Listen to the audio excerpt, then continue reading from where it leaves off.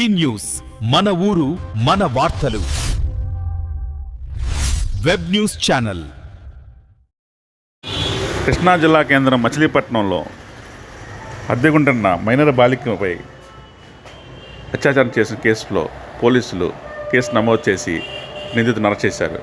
DSP Dharmendra case వివరాలను విలేకరుల సమావేశంలో వివరించారు. నిన్న అంటే 18/3/2026 మచిలీపట్నం నిజాంపేటకి సంబంధించిన ఒక స్త్రీ వచ్చి తన మైనర్ కూతుర్ని తన ఇంటి ఓనరే రేప్ చేశాడని ఒక రిపోర్ట్ ద్వారా ఇవ్వటం జరిగింది.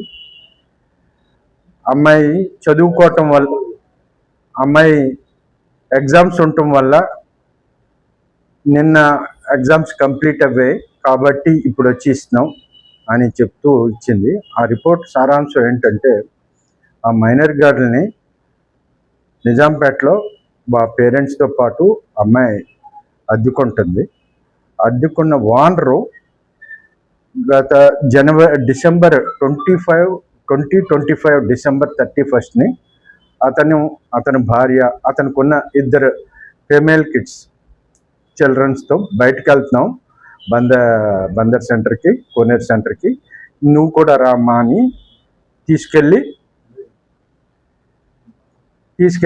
కోనేరు సెంటర్కి. కోనేరు సెంటర్లో డిసెంబర్ 31 అంటే కొంచెం టైం పడుతుంది కదా, టైం తీసుకుని 1 గంటకి వచ్చేటప్పుడు వాళ్ళ పేరెంట్స్, అమ్మాయి తల్లిదండ్రులు, విక్టిమ్ తల్లిదండ్రులు ఇంట్లో పడుకోవటం, అంతకుముందే ఎవరైతే అక్యూజ్డ్ ఉన్నాడో మేము వచ్చేటప్పుడు లేట్ అవుతుంది కదా, మా ఇంట్లో పట్టుకొని రేపు పొద్దుటే వస్తుందని చెప్పారు ఆడపిల్లలతో పాటు.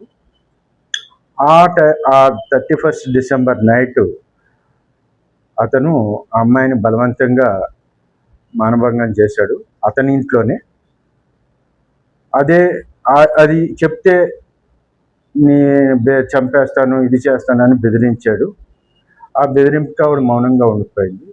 తర్వాత ఇంకో సందర్భంలో జనవరి 24వ తారీఖున వాళ్ళ పిల్లలతోనే పాటు ఉంటుందని ఉద్దేశంతో ఆ మిషన్ మీద మళ్ళీ బయటికి తీసుకెళ్ళి సినిమాకి, సెకండ్ షోకి ఫ్యామిలీతో మళ్ళీ మీ లేట్ నైట్ కదా మా ఇంట్లో పడుకొని వస్తుందని చెప్పి వాళ్ళ ఇంట్లో పడుకోబెట్టి వాళ్ళ వైఫ్ చిల్డ్రన్ పడుకున్న తర్వాత ఈ అమ్మాయి మీద మళ్ళీ రెండోసారి ఫోర్స్ఫుల్ రేప్ కమిట్ చేసి, అలాగే థర్డ్ టైం కూడా వీరంతల్లి జాతర ఫిబ్రవరి నెలలో ఉయ్యూరులో జరిగింది. అప్పుడు కూడా అమ్మాయిని తన భార్యకి పిల్లలకి సహాయకురాలుగా తీసుకెళ్ళి మళ్ళీ లేట్ నైట్ అవ్విందని మా ఇంట్లో ఉంటుందని చెప్పి మళ్ళీ ఆ టైంలో కూడా ఆ రోజు రాత్రి కూడా అతను రిపీటెడ్గా మానభంగం.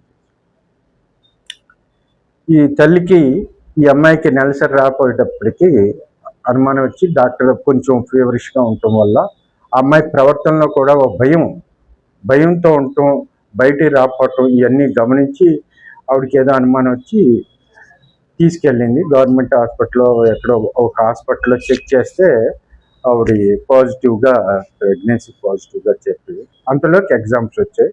తన కూతురు జీవితంలో ఇది పడిపోయి ఎగ్జామ్స్ పోతాయేమో, ఎగ్జామ్స్ అన్నీ అయిన తర్వాత పోలీస్ స్టేషన్కి వచ్చి నిన్న మాకు అమ్మాయి తల్లి వచ్చి రిపోర్ట్ ఇచ్చింది. దీని మీద అతను ఒక దేవాలయంలో అర్చకుడు, పూజారి.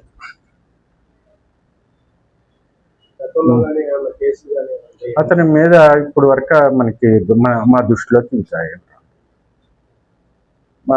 రాలేదు. అతని మీద రేప్ కేసుని, అలాగే పోస్కో యాక్ట్ ప్రకారం అతను రిపీటెడ్గా అఫెన్స్ చేశాడు కాబట్టి ఆ కేసుని చేసి రిపీటెడ్గా నేరం చేశాడు కాబట్టి ఇన్వెస్టిగేషను డిఎస్పీ స్థాయి అధికారి తీసుకోవాలి కాబట్టి ఇన్ఛార్జిగా ఉందని నాకు అప్పగించారు. అతన్ని ఈరోజు అదుపులోకి తీసుకున్నాం, అతన్ని హాస్పిటల్కి పంపించాం. అలాగే అమ్మాయిని మెడికల్ చెకప్ పంపించాం. ఇందులో